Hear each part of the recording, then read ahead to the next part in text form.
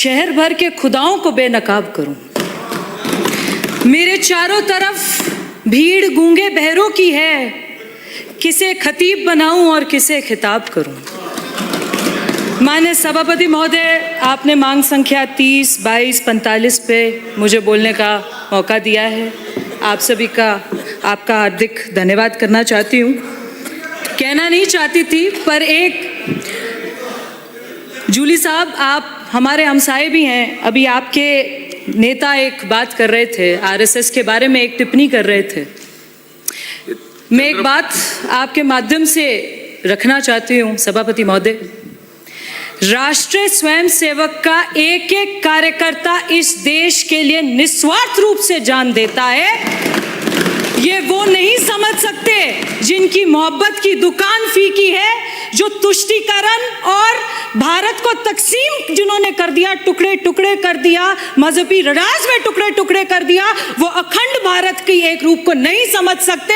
ये राष्ट्रीय स्वयंसेवक है जो इस देश में निस्वार्थ होकर एक सेवक के रूप में उस दूर दराज पे एकल विद्यालय और आदर्श विद्या मंदिर। मैं आपसे ये पूछना चाहती हूँ, 1990 में जिन्होंने इस संविधान को रचा, बाबा भीम साहब अम्बेडकर साहब को भारत रत्न देने का काम किसने किया? किसकी सरकार थी? किसने उन्हें नवाजा? अगर यही बात होती कि दलित अनुसूचित जाति को कि ये सरकार नरेंद्र मोदी जी के नेतृत्व में निराकार अलग कर रही है, तो उसका सबसे बड़ा उदाहरण यह है कि नौक्षम चौधरी को सामान्य सीट से नहीं लड़ाया जाता। इसका उदाहरण पेश कर रहे हैं। मैं आपसे यह पूछना चाहती हूं, क्या देश राजनीतिक दलों, सियासी मंचों, क्या आपसी भेदभाव, मजहबी तकसीम से ऊपर चल के राष्ट्रहित के मुद्दों पर हमारा और आपका बोलना नहीं बनता? अभी पिछले कुछ दिनों में हमने देखा एआई समिट हुआ। जिस प्रकार से कांग्रेस के कार्यकर्ताओं ने पूरे विश्व भर में हिंदुस्तान को शर्मसार और अपमानित करने का काम किया है, इसकी पूरे देश ही, पूरा विश्व भी गवाह है। क्या कोई वो राजनीतिक मंच था? क्या कोई सियासी दल की बैठक थी? क्या वो एक हमारा और आपका कर्तव्य नहीं बनता था कि एकजुट होकर इस देश को आगे बढ़ाएं? क्या एआई समिट पे जो मौजूद लोग दूर दराज हर कोने से विश्व से आए थे, क्या उनके सामने अपनी बात रखने का फर्ज और दायित्व नहीं बनता था? क्या हमको हर बार जरूरी है कि हम सियासी रंग देकर, तकसीमी रंग देकर, तुष्टीकरण की राजनीति कर यहां कर ये बताएं कि कांग्रेस इस देश को विरोधी मानती है, कांग्रेस इस देश में हक में काम नहीं कर सकती। कांग्रेस ने इस देश में गरीबी रेखा से नीचे न आने वाले लोगों को, जिनको गरीबी रेखा से ऊपर लाना चाहिए था, और गरीब करके रख दिया। मैं माननीय सभापति महोदय, आपके माध्यम से ये बात कहना चाहती हूं। उच्च शिक्षा की बात करें, national submit for institutional leaders का सबमिट फरवरी 2026 में हमारा सौभाग्य है कि जयपुर में हुआ। हर साल अलग अलग तरजीह पे होता है। इस साल हमारा सौभाग्य है कि राजस्थान प्रदेश में जयपुर डिक्लेरेशन के नाम पर हुआ। क्या उनमें बातें रखी गई? सबसे मेन मुद्दा आज के दिन, हम आर्टिफिशियल इंटेलिजेंस को नहीं इग्नोर कर सकते। Artificial intelligence, innovative model, machine learning, उसके साथ साथ हमको क्या बात और समझने की जरूरत है कि यूनिवर्सिटी अब सिर्फ एक डिग्री देने का केंद्र नहीं है। यूनिवर्सिटी एक मनुष्य का, एक युवा का कैरेक्टर बिल्ड करता है, चरित्र बिल्ड करता है, उसको आने वाले देश के भविष्य और मुस्तकबिल में देश राष्ट्र हित में बैठने का मौका देता है। तो वो परंपरा से जोड़ने का काम, जो जड़ से जुड़े जोड़ने का काम, जो ज्ञान परंपरा से उनको अदाचार तरीके से जोड़ने का काम, जो इनोवेटिव शेड्यूल और हायर एजुकेशन में किया गया है, मैं उसका हार्दिक स्वागत करती हूँ और अभिनंदन करती हूँ। मैं कांवा विधानसभा से आती हूँ, 80-85 किलोमीटर है दिल्ली एनसीआर से। और बड़ी बात ये थी, पिछली सरकार में शिक्षा मंत्री थी, ज़्यादा दूर जाने की जरूरत नहीं है।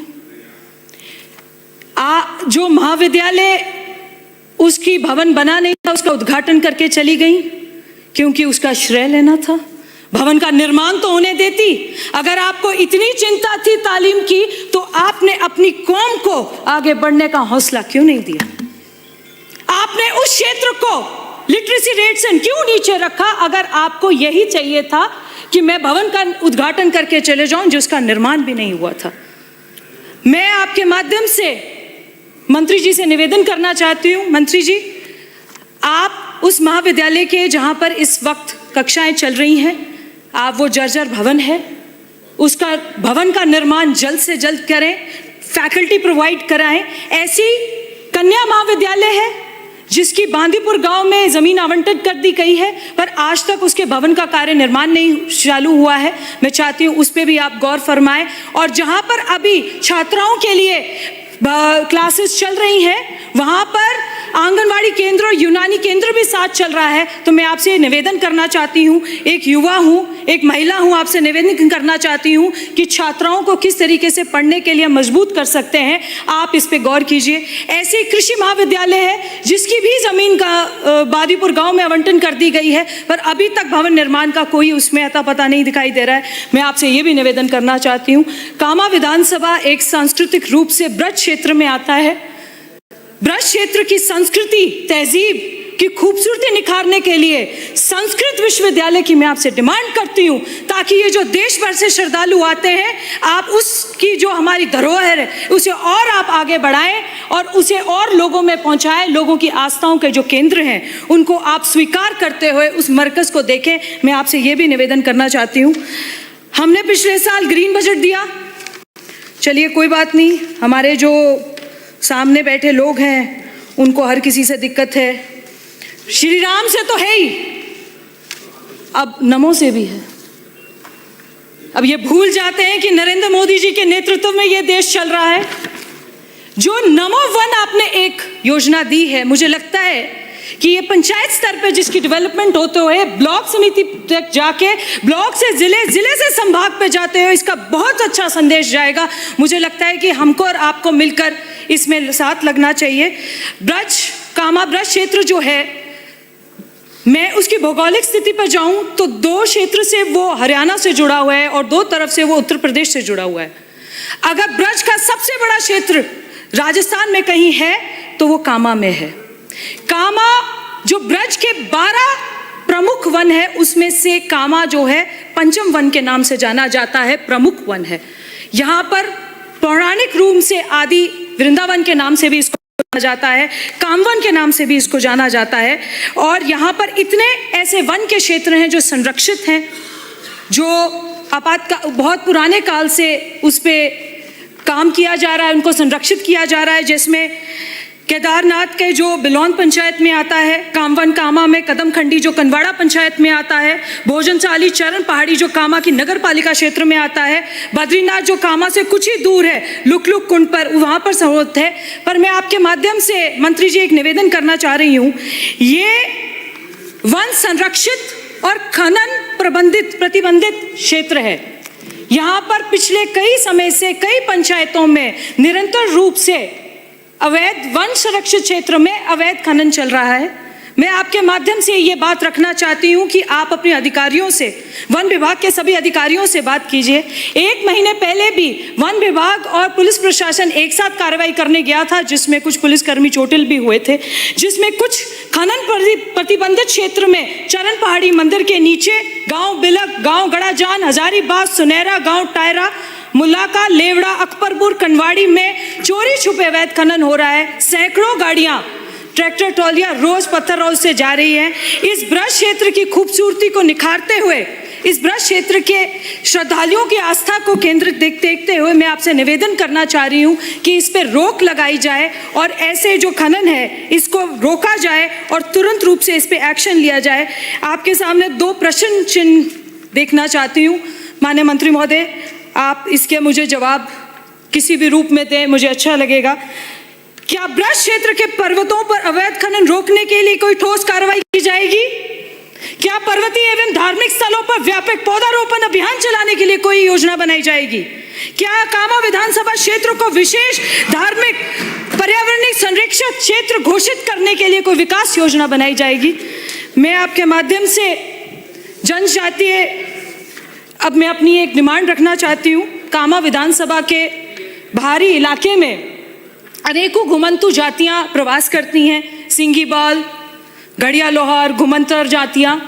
उनके पास आज भी आज़ादी के बाद भी ना पीने की, ना रहने की, ना कोई शनाख्ती कार्ड, ना कोई वोटर कार्ड, ना कोई आधार कार्ड, ना कोई पहचान पत्र। मैं आपसे निवेदन करना चाहती हूँ कि इसको मजबूती से देखिए। कामा विधानसभा से लेकर ब्रज क्षेत्र, ब्रज नगर से लेकर गोविंदगढ़ होते हुए यहाँ रामगढ़ से अलवा ग्रामीण तक राय सिख बिरादरी आती है। मैं सभापति महोदय आपके माध्यम से एक और बात रखना चाहती हूँ। 2009 और 2016 में राय सिख बिरादरी को एससी में कैटेगराइज कर दिया गया है। मैं आपके द्वारा ये मांग रखती हूँ, ये राय सिख बिरादरी गरीब परिवार से आते हैं, इनको आपके माध्यम से भी राजस्थान सरकार भी इन्हें एससी में सुरक्षित करे ताकि वो जो लाभ लेना चाहते हैं वो ले सकें। आपके माध्यम से ये एक बात रखना चाहती हूँ। 2 लफ्ज कह के मैं अपनी बात को पूरा करूंगी। आप मुझे 1 ही मिनट का समय दें। समाप्त करें। हम अपनी जान के दुश्मन को अपनी जान कहते हैं, मोहब्बत इसी मिट्टी को हिंदुस्तान कहते हैं। हम पहचानते हैं हमको हिंदुस्तान कहते हैं, मगर कुछ लोग जाने क्यों हमें मेहमान कहते हैं। रफीक भाई, ये जो ये दीवार का सुराख है, ये जो दीवार का सुराख है साजिश का हिस्सा है, मगर हम इसको अपने घर का रोशनदान कहते हैं। आपने मुझे बोलने का मौका दिया, आपका बहुत बहुत धन्यवाद।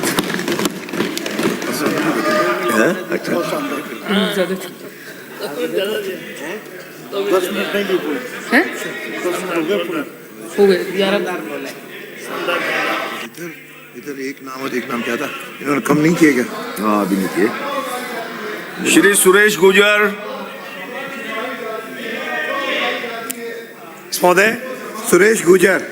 माननीय अध्यक्ष महोदय, आपने मुझे अनुदान की मांग अब आप 1 मिनट इधर बता दो। 22-45 जनजातीय क्षेत्रीय विकास, उच्च शिक्षा, वन और पर्यावरण पर बोलने का मौका दिया, इसके लिए बहुत बहुत धन्यवाद। आप क्या? माननीय अध्यक्ष महोदय, बजट सिर्फ आंकड़ों का खेल नहीं होता, ये सरकार की नीयत का आईना होता है। लेकिन जब मैंने वन विभाग, उच्च शिक्षा और जनजातीय क्षेत्रीय विकास के इस दस्तावेज को पढ़ा तो मुझे कहीं भी विकास का विजन दिखाई नहीं दिया। इससे मैं तथ्यों के साथ सदन में बताना चाहता हूं। माननीय अध्यक्ष महोदय, मैं वन और पर्यावरण की बात करूं तो राजस्थान के 10 करोड़ पौधे लगाने की दावे की सच्चाई आपकी सरकार ने करी थी। सरकार ने दावा किया था कि 10 लाख पौधे लगाए जाएंगे। अध्यक्ष महोदय, 10 करोड़ पौधे जमीन पर नहीं है, केवल विज्ञापन और अफसरों की फाइलों में जिंदा है। मैं मंत्री जी से निवेदन करना चाहता हूं कि मंत्री जी मेरे झालावाड़, मेरे खानपुर में चलिए, जहां कागजों में लाखों पेड़ लगे हुए बताए, वहां पेड़ों में सिर्फ भ्रष्टाचार के गहरे गड्ढे हैं। अध्यक्ष महोदय, मेरी विधानसभा क्षेत्र खानपुर के तारज में औषधि पौधों का एक प्लांटेशन लगाया गया था, जहां पर एक भी पौधा जीवित नहीं है। इस प्लांटेशन को लगाने में सरकार ने लाखों करोड़ों रुपए खर्च किए। इसका विधानसभा में मैंने पिछले बजट सत्र में प्रश्न लगाया था, मंत्री जी ने जवाब दिया था, सदन में खड़ा होकर आश्वस्त किया था कि पौधों की गिनती कराई जाएगी। पर आज साल भर हो गया, नतीजा क्या निकला? वही कागजों में जंगल खड़ा है। मंत्री जी के आश्वासन के बाद भी न तो गिनती हुई, न इन अफसरों की जिम्मेदारी तय हुई है। फिर सदन में मंत्री जी और सरकार की बात का भरोसा कौन करेगा? मेरा सवाल है, मंत्री जी जब भी जवाब दें, झालावाड़ के जीत पौधा के बारे में, इस प्लांटेशन के बारे में जरूर अपने जवाब में बताएं। सभा अध्यक्ष महोदय, मुकुंदरा हिल टाइगर रिजर्व के अंतर्गत मेरी विधानसभा में मशालपुरा, नारायणपुरा, प्रेमपुरा, हरिपुरा, डंडिया, गोलभाव, कुआभाव के लोग विस्थापित किए जाने हैं। वहां पर अपने बिजली, पानी, सड़क जैसी सुविधाओं पर लोग रोक लगा रखी है। आप इनको प्रति व्यक्ति 15 लाख का पैकेज दे रहे हैं, जो बहुत कम है। मेरी सरकार से मांगे, मेरी मंत्री जी से मांगे कि आप जमीन के बदले आप जमीन दें, और पैकेज बढ़ाने की भी मैं आपसे मांग करता हूं। मेरी विधानसभा क्षेत्र के लोलाव में टाइगर सफारी गेट खोले जाने की अभी इस बजट में घोषणा की। इसके लिए मैं माननीय मुख्यमंत्री जी का धन्यवाद देता हूं और आपसे मांग करता हूं कि जल्दी से जल्द यहां पर इस पर्यटन को शुरू किया जाए। मेरी विधानसभा क्षेत्र के हरिगर और पनवाड़ में 3000 हेक्टेयर क्षेत्र में काले हिरण सीकरा बहुत बड़ी संख्या में पाए जाते हैं। मेरी सरकार से मांगे कि इसकी गणना कराकर संरक्षण के लिए अभयारण्य की घोषणा की जाए। यह मैं माननीय मंत्री जी से मांग करता हूं। अध्यक्ष महोदय, मेरी विधानसभा क्षेत्र सहित पूरे राजस्थान में वन विभाग की आपत्तियों के चलते मूलभूत सुविधाओं का अभाव है। कई गांव के लोगों को मूलभूत सुविधाएं नहीं मिल पा रही है। उदाहरण के तौर पर मेरी विधानसभा क्षेत्र खानपुर के लक्ष्मीपुरा जो टाइगर रिजर्व में आता है, वहाँ जल जीवन मिशन के अंतर्गत टंकी बनाई गई, जो टंकी आधी बनी। इसके बाद वन विभाग की नींद खुली और इसका काम रुकवा दिया गया। अनापत्ति के अभाव में नहीं है, दोनों साथ नाच लिए और कोई खतरा नहीं अधूरी पड़ी हुई है। तो मंत्री से मेरी मांग है कि जल्दी ये अनापत्ति प्रमाण पत्र आप जारी कर इस टंकी का निर्माण कराने की मैं आपसे मांग करता हूँ। इसी तरह मेरी विधानसभा में गागरोन से नौलाव, लक्ष्मीपुरा और महुआ खेड़ा से कल्लाजी महाराज तक की सड़क भी अभी तक वन विभाग की अनापत्ति के अभाव में नहीं बन पाई है। इसी तरह परवन सिंचाई में वन विभाग की ओर से जो जमीनें ढूंढी गई थी